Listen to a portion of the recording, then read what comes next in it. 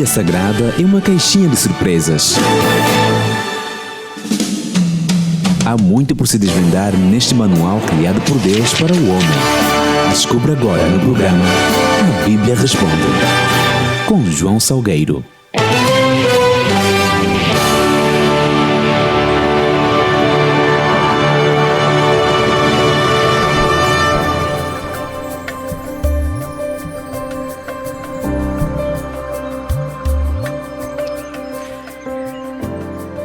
Olá, estimado ouvinte, seja bem-vindo. Como sempre, eu sou João Salgueiro, estou aqui bem disposto e animadíssimo, só de saber que você está aí do outro lado e você está sintonizado a 93.9. Este é o programa Bíblia Responde e quem responde a sua pergunta é o pastor Felipe Dumbi, a quem com muito gosto eu quero saudar. Pastor, seja bem-vindo. Olá, João, bom dia para você, bom dia também para os nossos estimados ouvintes que nos acompanham a estas horas da manhã. Deus abençoe você, Deus abençoe a sua família. E como você já sabe, aqui você pergunta e de facto a Bíblia responde. Exato. Esperamos que você esteja bem disposto e Deus possa coroá-lo de êxito em todas as suas atividades para hoje. E você pode também participar do nosso programa e nós queremos contar com a sua participação. Isso mesmo, você pode participar do nosso programa enviando a sua mensagem para o 923 89 21 77, é já um número famoso. E pode ligar para nós para o 923 50 91 24. E para você que está interessado em estudar conosco as profecias bíblicas, particularmente o livro de Daniel e de Apocalipse, nós temos o 923 89 69 63. Repito, 923 89 69 63. Você ligando ou enviando para este número, nós temos uma equipa pronta e preparada para o atender e você terá acesso aos nossos estudos bíblicos. Para quem acredito que você já sabe, nós estamos no mês especial. Este é o mês da Santa Convocação. Por isso nós queremos convidá-lo a participar deste grande evento que vai até ao final do mês de agosto. A Santa Convocação é um momento único para estarmos em contato com Cristo e para este ano nós temos o tema preparação para a crise final. Nós queremos que você também esteja preparado para a crise final que se avizinha. Queremos que você esteja preparado e Deus tem planos maravilhosos para consigo. E você só poderá descobrir esses planos lendo as Sagradas Escrituras. E por isso mesmo nós temos aqui o programa Bíblia Responde para ajudar a responder às dúvidas relativamente às Sagradas Escrituras dos nossos estimados ouvintes.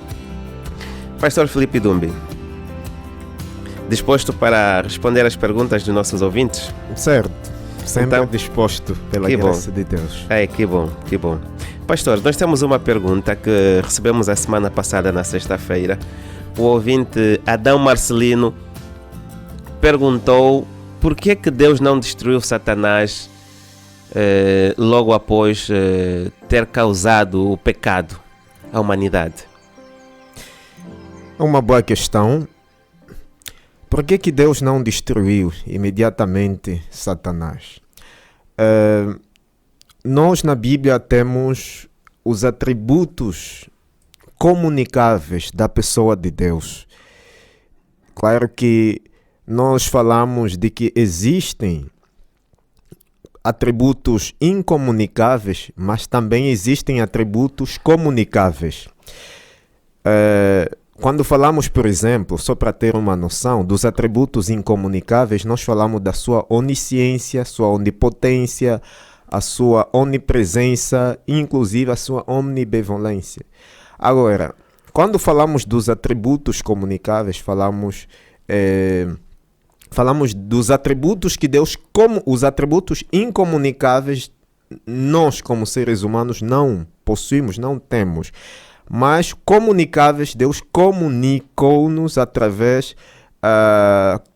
quando Ele criou o ser humano. Ou seja, falamos assim da fé, falamos exatamente do amor, falamos da lealdade, falamos da misericórdia, falamos da compaixão, enfim. No entanto, esse atributo comunicável que tem que ver com o amor é exatamente fundamental para a pessoa de Deus, e através desse atributo comunicável, que é exatamente amor, nós podemos conseguir e podemos compreender muito bem o porquê que de facto Deus não expulsou Lúcifer quando depois tornou-se Satanás. Vamos já dizer aqui no sentido da palavra, quando tornou-se Satanás, o diabo. Então, uma resposta óbvia seria de que Deus é um Deus de amor.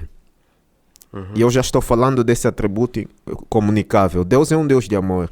E se de facto ele destruísse a Satanás, o diabo, imediatamente depois da rebelião, então os anjos já não adorariam a Deus por amor. Ou seja, adorariam por medo.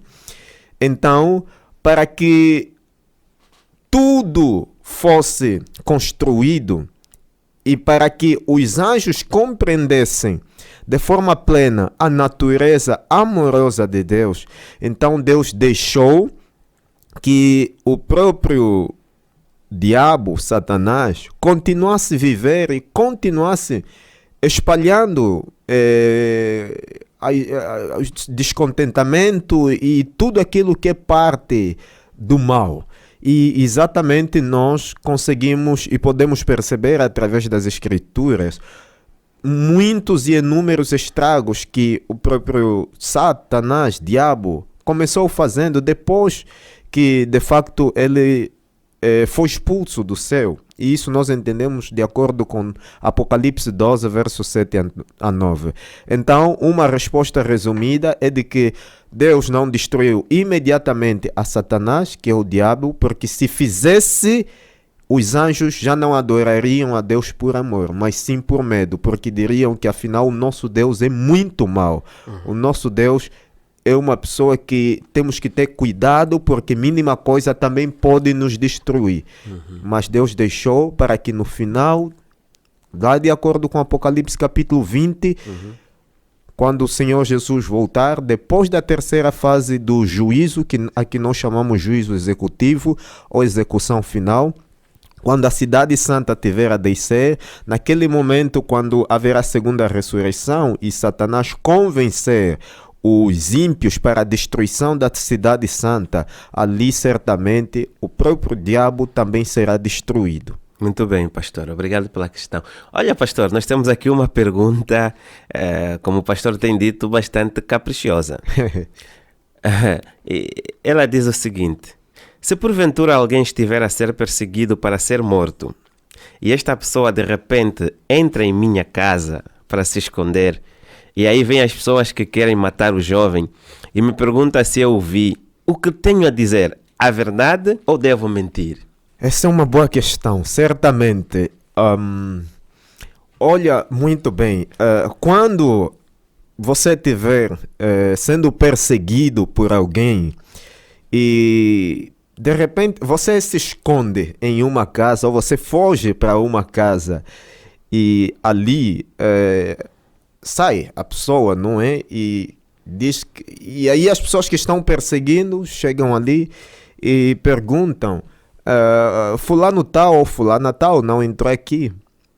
E se você exatamente dizer não vi, mentindo, de acordo com a Bíblia, isso é exatamente, se você diz que não viu, você certamente estará caindo ou transgredindo melhor o preceito que nós encontramos em Êxodo capítulo 20. Êxodo capítulo 20, por exemplo, nós encontramos aqui o preceito que diz: não dirás falso testemunho contra o teu próximo. Isso é o verso 16. E certamente esse preceito, que de facto também é o nono preceito, ou nono mandamento, deve ser observado por todos em quaisquer circunstâncias. Nós não podemos mentir às pessoas, nós não podemos dar falso testemunho. Mas se nós apresentarmos ou darmos falso testemunho, aí certamente o Senhor Deus saberá o que fará com a nossa pessoa. Então, nesse tipo de circunstância, se a pessoa mentir, não deixa de cometer pecado. Agora, a forma de julgamento, somente Deus saberá como é que essa pessoa vai ser julgada. Mas não deixa de ser mentira. Tudo torna-se pecado contra Deus. Mas esse é um pecado condenável, pastor? Salvou vida? É por isso que eu ressaltei que, concernente ou em matéria de julgamento, de justiça, só Deus exatamente saberá como fará a justiça, porque é uma questão de salvar vida. Então, na perspectiva de Deus, Ele saberá muito bem como lidar com essa questão. No entanto, não deixa de ser pecado, é exatamente uma transgressão direta a violação, é uma transgressão direta aos mandamentos de Deus. Ok. Pastor, a nossa próxima pergunta começa assim. De acordo com João 1, versículo 18, entende-se que Deus nunca foi visto por homem algum. E se nunca foi visto, como explicar Isaías 6, versículo 1, que diz que Isaías viu o Senhor? Isaías capítulo 6, verso 1. Eu estou abrindo aqui na minha Bíblia. Se você tiver a sua Bíblia aí, seja no formato físico, no telefone, formato físico ou no telefone, você pode exatamente nos acompanhar. Nós, quando lemos João capítulo 1, verso 18, é um texto claro, e o estimado ouvinte já falou que Deus nunca foi visto por homem algum. O texto realmente diz isso. Isaías capítulo 6, verso 1, onde está a dúvida do nosso estimado ouvinte, eu vou tomar aqui a leitura do texto bíblico. O texto bíblico diz o seguinte: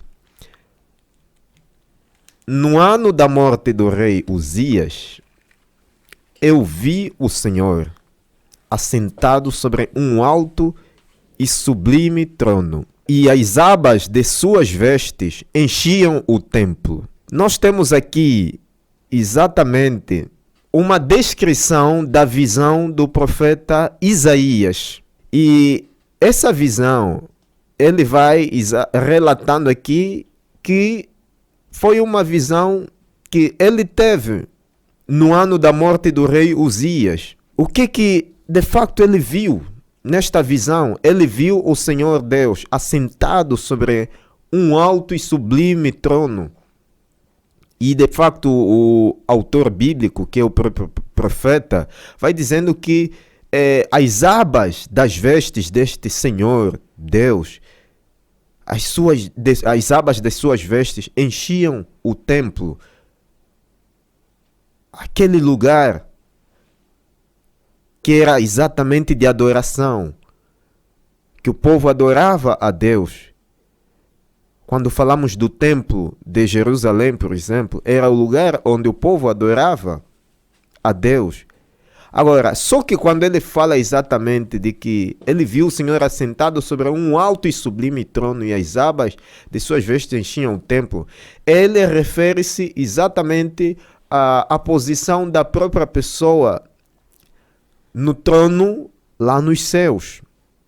E essa visão, exatamente, ele teve lá por volta dos anos 739 antes de Cristo aproximadamente. E esse texto pode se compreender com base a segundo livro de Crônicas, capítulo 26, verso 16 a 23, porque foi o momento em que no momento em que o rei Uzias faleceu. Aí o profeta Isaías teve algumas visões. E depois da morte do rei Uzias, Isaías também teve outras visões. Ou seja, eles foram contemporâneos. Então, a visão que ele teve aqui, o que acontece aqui no texto não é que de facto o profeta Isaías viu o Senhor face a face, mas isso é parte de uma visão. Okay. Então não confundamos visão e ver a face do Senhor ou ver o Senhor face a face. São duas coisas diferentes. Muito bem, obrigado, pastor Felipe Dumbi. A nossa próxima pergunta é: é possível uma pessoa viver por muitos anos nessa terra e não pecar contra Deus? Se não, no caso de Jesus, ele viveu mais de 30 anos nesta terra. Será que ele não pecou em nenhum momento? Certo. Deixa-me dizer, na verdade, Jesus foi Deus, foi um Deus entre os homens. Deus se fez Jesus. E como Deus entre os homens, ele viveu aqui 100% como homem, 100% como Deus, ou seja, divino, humano. E de acordo com as Sagradas Escrituras, nós temos textos que podemos usar como fundamento de que quando Jesus esteve nessa terra como Deus entre os homens, ele não pecou em nenhum momento. E só para termos a noção, vamos aqui ler 2 textos e os outros textos eu posso fazer referência para você ler em casa. Eu vou pedir ao João que me ajude ali. O João vai ler o texto de 2 Coríntios, capítulo 5, verso 21. Segunda epístola de Paulo aos Coríntios, capítulo 5, verso 21. 2 Coríntios, né? Sim. Segunda epístola de Paulo aos Coríntios, capítulo 5, verso 21. E eu estarei lendo aqui a epístola de Paulo aos Hebreus, capítulo 4, verso 15. Toma primeiro o pastor ou eu a leitura? Não, pode ler primeiro você. 5:21, certo, pastor? Certo, 5:21. Segunda epístola de Paulo aos Coríntios, capítulo 5, verso 21. Ok. Aqui diz o seguinte nesta versão: aquele que não conheceu o pecado, o fez pecado por nós, para que nele fôssemos feitos justiça de Deus. Aqui a epístola de Paulo aos Hebreus, na verdade, o texto bíblico diz o seguinte. Hebreus capítulo 4, verso 15. Ok, o texto bíblico diz aqui: porque não temos sumo sacerdote que não possa compadecer de nossas fraquezas. Antes foi ele tentado em todas as coisas, a nossa semelhança, mas sem pecado. Então, já temos aqui dois textos claros de que o Senhor Deus foi tentado em tudo a nossa semelhança, mas sem pecado. E outros textos que podemos usar como base de que Jesus nunca pecou quando esteve nesse mundo é Primeira Epístola de Pedro, capítulo 2, verso 22. E o outro texto é João, capítulo 6, verso 69. Tanto é que João chama o Senhor como sendo santo de Deus. E outro texto que você pode anotar e ler calmamente em casa é a Primeira Epístola de João, capítulo 3, verso 5. Então, reunindo todos esses textos, transmitem-nos a ideia de que Cristo Jesus, como Deus entre os homens nesse mundo, viveu uma vida sem pecado. Então, quando alguém pergunta se é possível viver nesse mundo mais de 30 anos sem pecar, Jesus exatamente viveu sem pecado, mas nós não podemos conseguir. Por quê? Porque, primeiramente, nós entendemos, temos o pressuposto de que vivemos em um mundo de pecado. Para a pessoa de Cristo, ele foi Deus e foi exatamente humano. Quanto a nós temos passado por inúmeras formas de tentação e que nós podemos pecar em qualquer momento por palavras, atos, pensamentos. E a forma como as tentações hoje são muito apresentadas pelo inimigo, na verdade, tem sido em grande medida em relação até a forma como aconteceu com a pessoa de Cristo, porque as tentações para a pessoa de Cristo foram no sentido de ele agir fora ou atuar fora da dependência da pessoa de Deus. No entanto, o mais importante para nós é orarmos a Deus para que Ele nos dê força para suportarmos as tentações e vencermos as tentações, para não pecarmos contra Ele. Muito bem, pastor. Então, esta foi A resposta dada à luz das Sagradas Escrituras pelo pastor Felipe Dumbi. O nosso programa continua e a nossa próxima pergunta diz o seguinte: no céu e na nova terra não haverá mar? Esta é uma pergunta, pastor. E se não, como explicar Apocalipse 21, versículo 1? Mas antes mesmo de respondermos esta pergunta, pastor, nós vamos interromper para atendermos o nosso ouvinte. Temos um ouvinte em linha. Ok. Pô.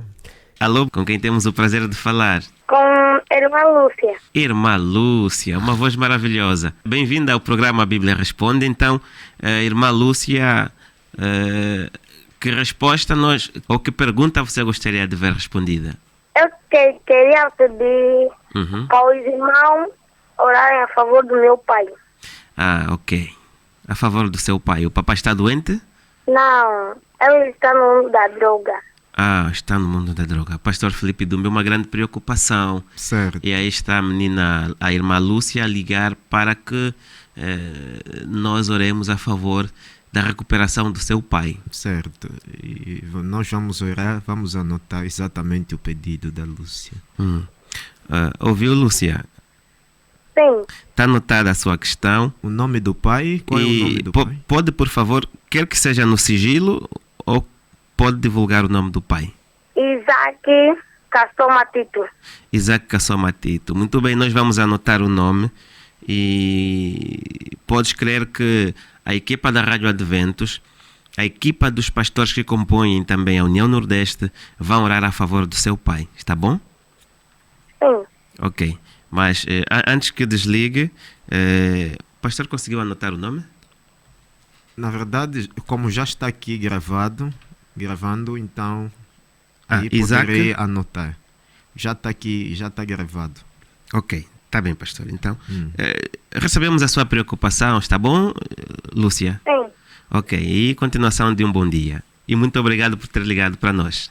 Pastor, a menina, isso espelha a preocupação e amor pelo pai. Com certeza. E então esperamos que a equipa da Rádio Adventos e também os pastores orem a favor da recuperação do nosso irmão Isaac Tito. Exato. Pois. Então, pastor, voltando à nossa questão. Ok, voltando na nossa questão, vamos ler Apocalipse 21. O João pode ler aí, Apocalipse 21, verso 1.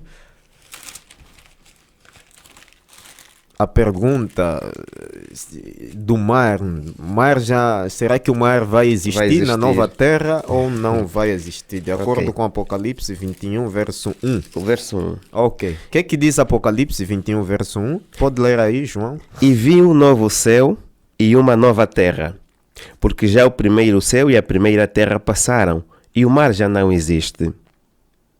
Muito bem.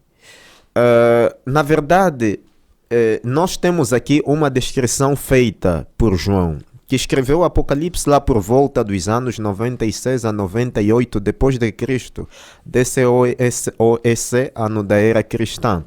E ele aqui vai relatando a respeito do novo céu, inclusive da nova terra. E algumas pessoas, quando leem esse texto de Apocalipse 21, verso 1, perguntando se o mar existirá ou não, alguns dizem, está escrito aqui, está aqui. João descreveu de que o mar já não existe. Já não teremos o privilégio, será, de contemplar o mar na eternidade. Algumas pessoas certamente insistem que... Há uma interpretação de que algumas pessoas insistem de que o mar aqui nesse contexto simboliza povos, nações, multidões, línguas. Isso de acordo com Apocalipse capítulo 17, verso 15. Quando fala de águas, que simboliza povos, nações, línguas. Agora, um item aqui importante, precisamos ter em conta. Se esse for o caso, esse tipo de interpretação que algumas pessoas apresentam de que este mar, como o mar é água, e de acordo com Apocalipse 17:15, água simboliza povos, nações, línguas, multidões, enfim. Se esse for o caso, então os céus e a terra que aqui são narrados por João necessariamente também teriam que ser simbólicos, porque nós não podemos isolar algumas expressões dentro do verso, argumentando como sendo simbólico e outras não. Ou seja, ou todo o verso é simbólico ou todo o verso é literal e não simbólico. Então, se esse mar que é água, e água, como algumas pessoas interpretam e dizem que vai simbolizar multidões, línguas, nações, se de facto interpretarmos como sendo elementos simbólicos, então as expressões céus e terra também teriam que ser compreendidas como simbólicas. Só que este não é o caso, porque João simplesmente, aqui dentro do contexto, está exatamente ou quer transmitir-nos a ideia, afirmando de que os céus e a terra que nós conhecemos agora já não... que nós conhecemos agora, que nós vemos agora, já não existirão na nova criação, como nós vemos agora. E não exatamente cairmos na ideia de que não existirá, mas como nós vemos agora, porque João estava na ilha de Patmos, e na ilha de Patmos, João estava rodeado pelo mar Egeu, e João não tinha exatamente como sair de lá para ver as pessoas que tanto ele amava. E quem descreve até essa ideia que eu estou aqui a espelhar é o autor que escreveu o livro intitulado Apocalipse, verso por verso, Henry Feyerabend. Então João estava ali e ele não tinha como sair dali, na ilha de Patmos, onde o mar Egeu rodeava, para ele ir ver os seus amados. Então, essa separação de pessoas por causa do mar já não haverá ou já não existirá no novo céu e na nova terra. Então, mar no sentido como vemos agora. E se calhar, possivelmente, podíamos talvez enquadrar também a situação atual do mundo, não é? Nós temos vários continentes e dividido por mar. O mar separa as pessoas. Exato. Okay. É neste sentido. Exato. E o nosso tempo já se foi, mas pastor, eu acho que esta questão vamos deixar para amanhã, que tem que ver com o mar de vidro.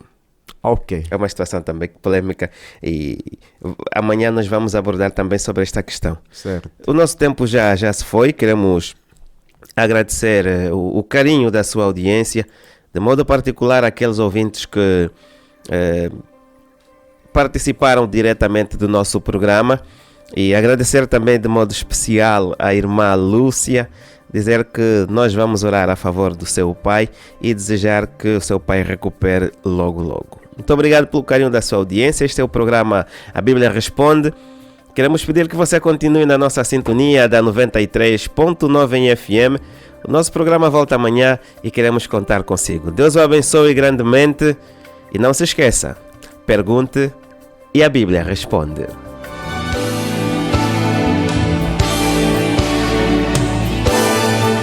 A Bíblia Sagrada é uma caixinha de surpresas. Há muito por se desvendar neste manual criado por Deus para o homem, no programa A Bíblia Responde.